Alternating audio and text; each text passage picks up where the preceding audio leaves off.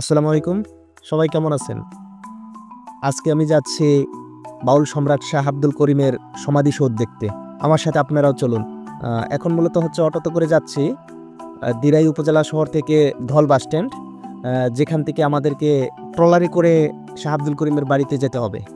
দেখুন আমি এখন ধল বাসস্ট্যান্ডে চলে আসছি। এটা মূলত বাসস্ট্যান্ডের নাম হলেও এখন যেহেতু বর্ষাকাল, চারদিকে শুধু পানি, তো এই কারণেই ট্রলারে করে যেতে হবে। এখানে বাস, ট্রাক বা অন্য কোনো যানবাহন নেই। এই যে ট্রলারগুলো দেখতে পাচ্ছেন, এই ট্রলারেই আমাদেরকে যেতে হবে। আর যখন শুষ্ক মৌসুম থাকে তখন এই যে রাস্তা ধরেই অটোতে করে ধল গ্রাম পর্যন্ত চলে যাওয়া যায়। তো ট্রলারে উঠে পড়লাম। এখান থেকে কথা বলে জানতে পারলাম যে ধল গ্রাম পর্যন্ত যেতে প্রায় 1 ঘন্টার মতো সময় লাগবে, আর প্রতিজন ভাড়া হচ্ছে 50 টাকা করে। আপনারা দেখতে পাচ্ছেন চারদিকে শুধু পানি আর পানি, অথই পানি। ট্রলারটা এখানে একটু ঘাট দেবে, কারণ এখানে ছোট ছোট কয়েকটা ঘাট আছে যেখান থেকে কিছু মানুষ নামায় আবার কিছু মানুষ উঠায় নেয়। তো এখানে ঘাট দিয়ে এখান থেকে হয়তো বা কিছু লোক উঠায় নেবে।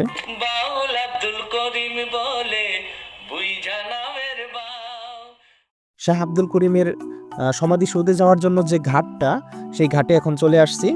তো ট্রলার থেকে এখন আমাদেরকে নামতে হবে। এটা একটা ছোটোখাটো ঘাট। এখান থেকে আমাদেরকে এখন হেঁটে যেতে হবে। এখানে অনেক বাড়ি আছে, সেই বাড়িগুলোর ভিতর দিয়ে, আসলে উঠানের ভিতর দিয়েই হেঁটে হেঁটে আমাদেরকে এখন যেতে হবে।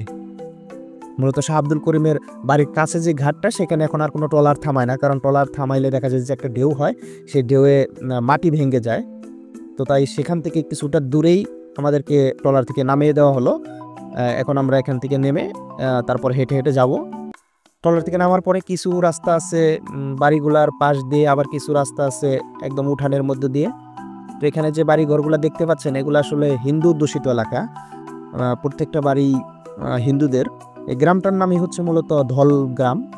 দেখেন একটা বট গাছ, চতুর্দিক দিয়ে ইট দিয়ে গেঁথে রাখা হয়েছে। যেহেতু এটা একটা হিন্দু এলাকা, হয়তো বা কোনো পূজা বা কোনো কিছু এখানে হয়।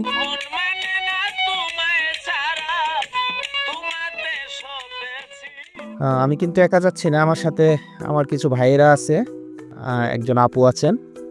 হাঁটতে হাঁটতে শাহ আব্দুল করিমের যে বাড়ি, সেই বাড়িতে চলে আসলাম। বাড়িটা চতুর্দিক দিয়েই হচ্ছে ইট দিয়ে দেওয়াল করা, আর ঢোকার জন্য এই পাশ দিয়ে ছোট্ট একটা পকেট গেট আছে। তো এই গেট দিয়েই ঢুকতেছি। গেট দিয়ে ঢোকার পরেই ওনার যে বসবাসের ঘর, সেই ঘরগুলা দেখতে পাচ্ছেন আপনারা। এই সামনে যে ঘরগুলা দেখা যাচ্ছে, এই ঘরগুলাই হচ্ছে শাহ আব্দুল করিম বসবাস করতেন এই ঘরগুলাতে। বন্দে মায়া লাগাইছে, কেন পিরিতি বানাইলারে বন্ধু, বসন্ত বাতাসে সইগো, তুমি মানুষ আমিও মানুষ, প্রাণে সয় না দুঃখ বলবো কারে, কোন মিস্ত্রি নাও বানাইল সহ অসংখ্য গানের গীতিকার সুরকার শাহ আব্দুল করিম।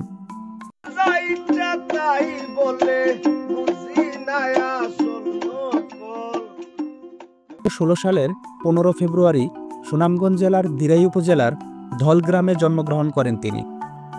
দরিদ্র ও সংগ্রামের মাঝে বড় হওয়া শাহ আব্দুল করিমের সঙ্গীত শুরু ছোটবেলা থেকেই।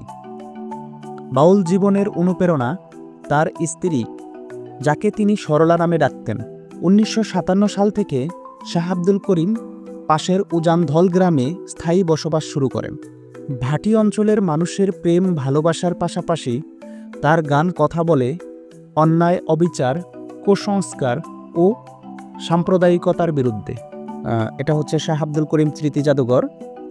এখানে মূলত শাহ আব্দুল করিমের যে ব্যবহৃত জিনিসপত্র, জামা কাপড়, এগুলো রাখা আছে। আর এটা হচ্ছে যে যখন প্রতি বছর এখানে জলসা হয় বা উরুস হয়, তখন হচ্ছে যে এখানে অনুষ্ঠান করা হয়। ওনার জন্ম বা মৃত্যু দিবসগুলোতেই এখানে মূলত অনুষ্ঠান করা হয়, বক্তবৃন্দরা বসে থাকেন। তো জাদুঘরের ভিতরে মূলত এখন ঢুকতে পারতেছি না, কারণ আমরা অনেকটা বিকালে চলে আসছি, এখন বন্ধ আছে, তাই আসলে এখানে ঢোকার সুযোগ নাই। বাইরে থেকে যতটুকু সম্ভব আপনাদেরকে দেখানোর চেষ্টা করতেছি।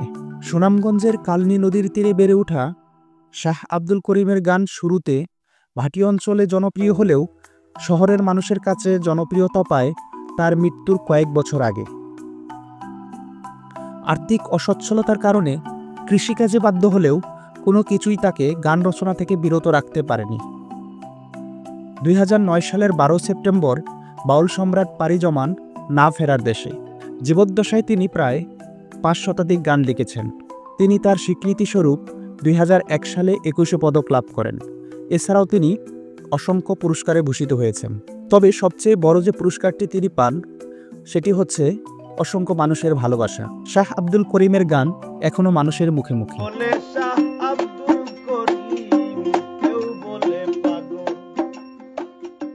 আর এই যে সামনে যে আপনারা ভবনটা দেখতে পাচ্ছেন, এটা আসলে ভবন না, এটা হচ্ছে যে সমাধির উপরে যে সৌধটা তৈরি করা, সেটাই করা হয়েছে। এর ভিতরেই মূলত শাহ আব্দুল করিমের যে সমাধি, সেই সমাধি অবস্থিত। এখানে মূলত 2টা কবর আছে ভিতরে, একটা হচ্ছে শাহ আব্দুল করিমের এবং আরেকটা হচ্ছে ওনার যে স্ত্রী ছিলেন ওনার স্ত্রীর কবর। 2টা কবরকে পাশাপাশি রাখা হয়েছে, আপনারা দেখতে পাচ্ছেন।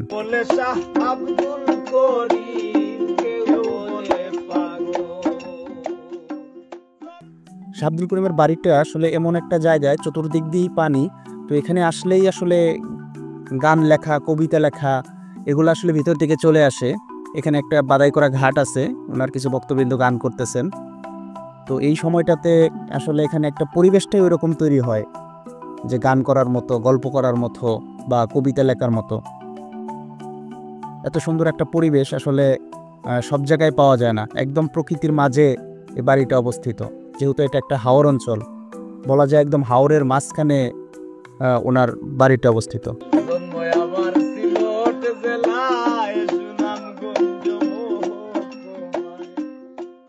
আপনারা যদি আমার এই চ্যানেলটিতে নতুন হয়ে থাকেন তাহলে অবশ্যই সাবস্ক্রাইব করবেন। ধন্যবাদ সবাইকে। আবার আপনাদের সাথে দেখা হবে নতুন কোনো স্থানে, নতুন কোনো বিষয় নিয়ে। সে পর্যন্ত সবাই ভালো থাকবেন। আল্লাহ হাফেজ।